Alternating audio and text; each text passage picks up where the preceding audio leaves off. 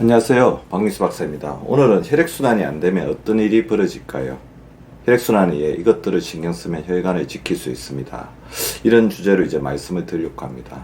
실제로 이제 우리 병원에 오시는 환자분들 이제 혈액에 대해서 굉장히 관심이 많죠. 그래서 제가 우리 환자분들 이제 혈액 검사를 하기 전에 다 혈압을 재보거든요. 혈압을 재보면서 주먹을 꽉 쥐어보라고 합니다. 그래서 주먹을 꽉 쥐면 이 부분에 이제 혈관이 만져지잖아요.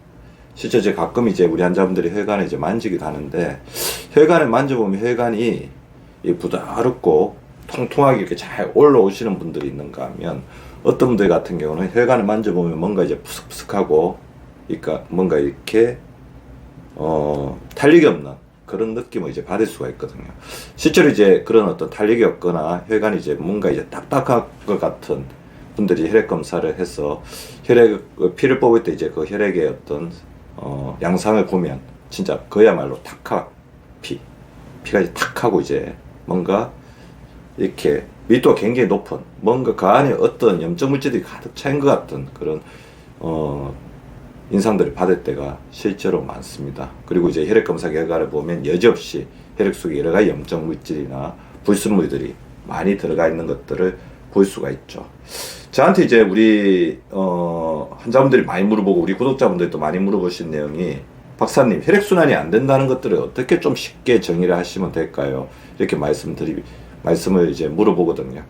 제 영상 중에서 저희 박미수 박사 TV의 가장 초기의 영상들 중에서 100만 뷰 이상을 돌파한 영상들이 몇 개가 있는데, 그 중에 하나가 다리에 쥐가 나면 심장이 위험하다, 그 영상이었습니다. 자, 다리에 쥐가 난다. 자, 혈액순환하고 관계가 있죠. 다리에 쥐가 나면 뭐가 문제가 있을까 물어보면 우리 구독자분들 정확하게 말씀을 하십니다. 혈액순환이 안 되는 거잖아요. 그렇게 말씀을 하십니다. 맞죠?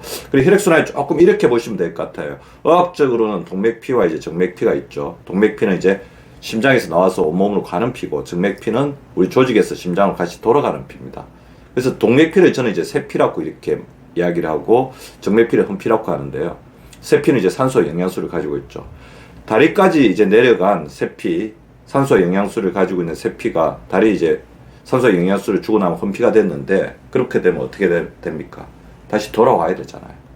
돌아오지 않고 흠피가 계속해서 다리 쪽에 머물러 있으면 다리는 산소가 부족한 상태가 되겠죠. 그럼 어떻게 하겠습니까? 물에 빠진 거와 똑같다고 생각을 하시면 됩니다. 우리가 물에 빠지면 어떻게 하죠? 나를 살려주십시오. 우리가 SOS 신호를 보내죠. 그때 다리에 쥐가 나는 거는 우리 다리에 혈액순환이 안 되면서 다리에 산소 부족 상태, 물이 빠졌다고 생각하시고 우리에게 보내는 하나의 SOS 신호라고 생각하시면 됩니다. 근데 중년 여성분들 같은 경우는 다리에 쥐가 주로 이제 밤에 이제 많이 나는 경우가 있습니다. 밤에 그럼 이제 자고 있다가 심장이 갑자기 혈액순환이 안 되면, 이 혈액순환에 도움이 돼서 가장 중추적인 역할을 해야 되는 기관이 심장이니까 심장이 굉장히 부담을 가지게 되고, 여러 가지 어떤 급작스러운 부분에 대해서 대응을 잘 못하게 되면 안 좋은 일들이 생길 수가 있다는 겁니다. 그래서 다리에 쥐가 나면 심장 위험한데, 제가 그때 말씀드렸던 요지 중에 하나는, 다리에 쥐가 나는 분들을 많이 살펴보니까 어떤 게 있냐면 종아리 근육이 굉장히 부족해요.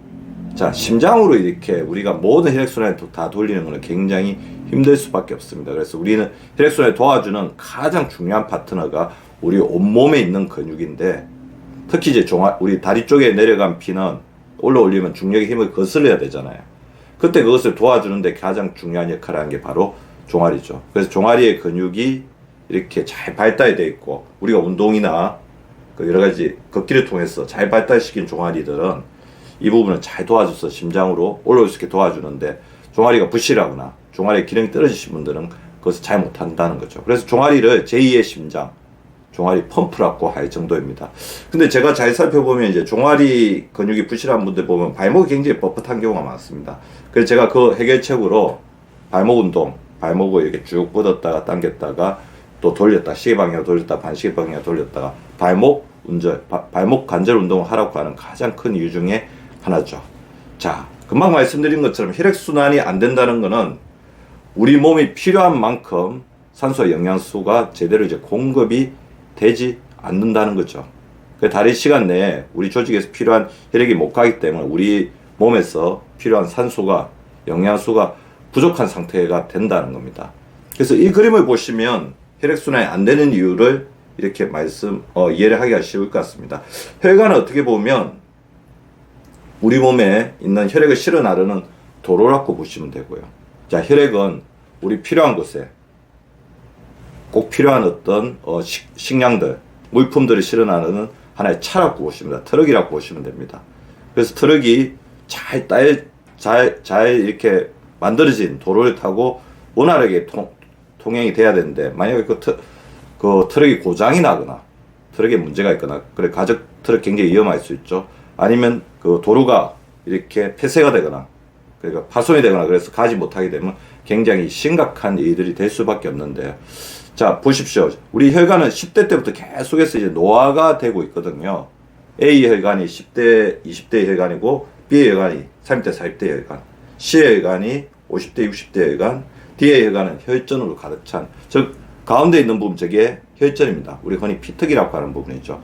자, 보십시오. C 혈관 정도를 보시면 혈관 안쪽이 굉장히 이렇게 좁아져 있으면서 혈관 내벽이 여러 가지 어떤 염증 물질, 그러니까 어떻게 보면 딱지가 안 된 것처럼 이렇게 딱딱해 보이는 그런 양상들을 보일 수 있습니다. 아까 제가 이 혈관을 만졌을 때 혈관이 딱딱하고 뭔가 탄력이 없어 보이신다고 하는 분들의 혈관은 아마 C가 아닐까 생각이 됩니다.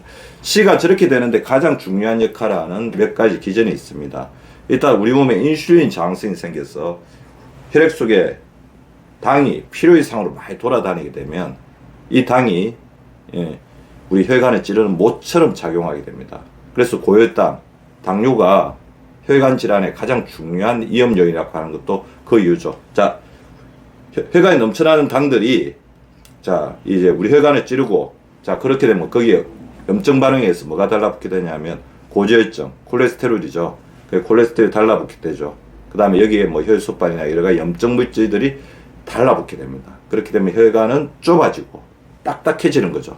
자, 그런데 어떻습니까? 제가 아까 말씀드렸죠. 혈액이 깨끗하면 또 그나마 이제 잘 소통이 될 건데, 자, 이미 당으로 가득 차 있고, 그 다음에 고지혈증으로 인해서 기름이 가득 차 있으면서 이런 염증 반응을 가지고 있으신 분들, 만성 염증 가지고 있으신 분들의 혈액 속에 당독소라든지 각종 우리 염증 물질들, 그러니까 우리 몸에서 염증을 만드는 몇 가지 원인들이 있는데 그 염증 물질들이 혈액 속에 많이 쌓이게 되니까 그 혈액도 그렇게 원활하게 소통할 수 있는 상태가 아닌, 어떻게 보면 굉장히 오염된 상태, 염증이 많은 상태라서 찐득찐득하게 잘 흐르지 못하는 상태가 될 수밖에 없습니다.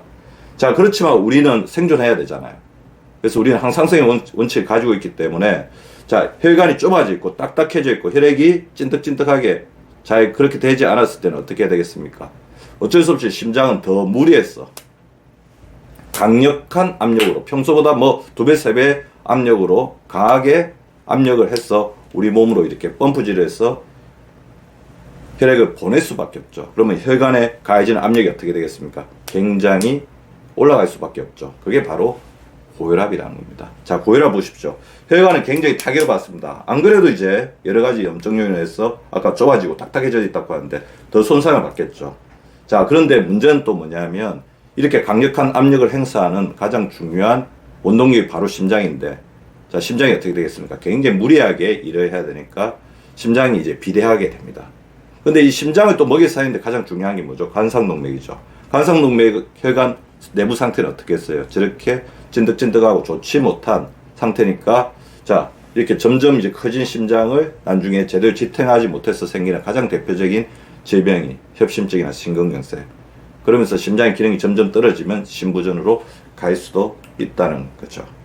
그래서 혈액순환이 안 되면 생기는 금방 말씀드렸던 뇌졸중, 뇌출혈, 뭐 심근경색, 혈수증 같은 일이 생길 수가 있습니다. 혈관도 고장이 나고, 그 다음에 혈관으로부터 혈액을 공급받는 우리 표적기관이라고 하죠. 그 부분도 이렇게 문제가 생기게 되는데요.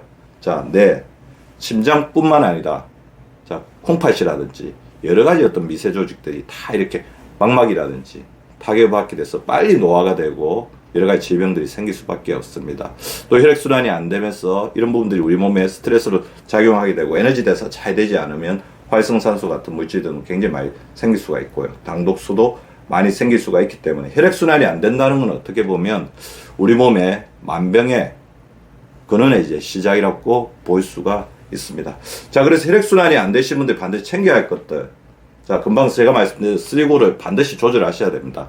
고혈압, 당뇨, 고지혈증은 일단 잘 주기적으로 체크를 해보시는 게 중요하겠죠. 자기의 이제 혈압 지수, 혈당 지수, 혈당 중에는 뭐 당화혈 색소라든지 그런 부분들 정확하게 알고 계셔야 될 것 같고요. 식후 혈당도 요즘에 굉장히 중요한 지표니까 알고 계셔야 될 것 같습니다. 고지혈증은 나쁜 콜레스테롤, LDL, 그다음 좋은 콜레스테롤, HDL 많을수록 좋죠. 높을수록 좋죠. 그다음 중성지방도 요즘에 굉장히 중요한 위험 요인이 되고 있기 때문에 중성지방 수치도 잘 파악을 하는 게 중요한데요.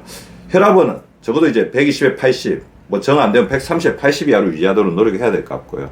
당뇨 같은 경우도 당뇨가 있으신 분들은 당화혈색소를 6.0 이하로 낮추기 위해서 노력을 하시고, 당뇨가 없다면 당화혈색소를 5.5 이하로, 공복혈당은 100 이하로 유지하도록 해야 됩니다.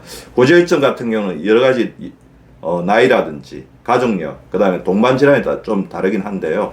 나쁜 콜레스테롤, LDL 콜레스테롤 자체를 특별하게 위험 요인이 없으신 분들은 130이지만 100 이하로 유지하는 게 조금 더 훨씬 더 안전하게 우리 혈관을 관리하는 데 중요한 부분이 될 것 같습니다. 고혈압을 관리할 때 저는 제일 중요한 게 일단 한 3가지 정도가 있다고 봅니다. 혈압이 올라간다는 것은 뭔가 우리 몸에 뭔가 넘치고 가행이라는 거잖아요. 교감신경계가 굉장히 올라가 있다는 거거든요. 스트레스가 혈압에는 굉장히 좋지 않습니다. 그래서 하나 분노를 이렇게 조절하는 것도 굉장히 중요할 것 같고요. 스트레스 풀 수 있는 가장 좋은 방법은 또 제가 생각 중지 훈련이나 그런 것도 알려드렸죠. 근데 가장 좋은 방법은 운동인 것 같아요. 땀나고 숨찬 운동을 하다 보면 머릿속에 스트레스가 없어집니다. 그리고 소금 섭취를 조금 적절하게 하는 게 중요하겠죠. 제가 잘 살펴보면 우리나라 사람들 100명 중에 95명은 소금 섭취가 가다한 거고요. 5명 정도는 부족할 것 같습니다. 부족하신 분들은 정상적으로 더 드시려고 노력하시는 게 좋을 것 같은데, 많이 드시고 계신 분들은 소금 섭취를 줄이는 노력을 하는 게 좋습니다. 그 혈압은, 왜냐하면 나이가 들수록 혈관은 점점 이렇게 탄력을 잃고 혈압은 높아질 수밖에 없거든요. 그래서 소금 섭취를 줄이는데 제일 좋은 방법이, 국을 먹을 때 국물이나 찌개를 드실 때 국물을 먹지 말고 건더기만 먹는, 그래서 젓가락으로 식사하자 말씀을 좀 드리고 싶고요. 그리고 혈압이 점점 높으신 분들이 이 혈압을 낮출 수 있는 가장 중요한 시간이 잠자는 시간이거든요. 하루 7시간에 충분한 수면을 이렇게 확보해 주시는 거 좋습니다. 근데 잠을 잘 자려면 낮에 햇빛을 쬐야 됩니다. 햇빛 쬐야지 멜라토닌도 만들어지고 세로토닌도 이렇게 풍부하게 형성이 되고 비타민 D도 만들어지거든요. 밤에 잠을 잘 때 빛을 완벽하게 제거하는 게 좋고요. 당뇨는 뭐 우리 구독자분들이, 환자분들에게 말씀드리면 제일 쉬울 것 같으면서도 어렵습니다. 단 음식을 적게 먹어야 된다는 거는 알고 계시지만, 탄수화물 자체가 우리에게 주는 어떤 도파민 분비의 어떤 효과가 있기 때문에 이걸 줄이는 게 굉장히 쉽지는 않기 때문에 굉장히 열심히 노력하셔야 됩니다. 단 음식을 줄여야 되겠죠. 너무 단 음식, 정제된 너무 설탕에 가까운 음식들 좀 줄여야 되고요. 탄수화물 너무 많이 먹거나 너무 빨리 먹거나 밤에 늦게 먹는 것, 그것을 좀 피해 주셔서 인슐린 기능을 잘 유지해 주시는 게 굉장히 좋을 것 같습니다. 그래서 제가 누누이 말씀드리는 거꾸로 식사법, 밥 한 번, 반찬 한 번이 아니고, 심하신 분들은 밥, 반찬 이렇게 드시는 분도 있습니다. 안 되고요. 채소, 고기, 밥, 채소, 고기, 밥, 채소, 고기, 밥, 채소, 고기, 밥, 그 순서대로 이렇게 식사를 하다 보면 어느샌가 이제 탄수화물에 대해서 좀 자제력이 생긴 본인이 느낄 수가 있을 것 같습니다. 고지혈증은 기름진 음식을 안 먹는 것도 중요하지만, 어쨌든 탄수화물을 많이 먹어서 이게 지방간으로 가고, 그렇게 되면 중성지방이 올라가게 되고, 이게 또 문제가 되거든요. 채소를 충분히 섭취하는 게 굉장히 중요하고, 인스턴트 음식을 줄여주는 게 중요합니다.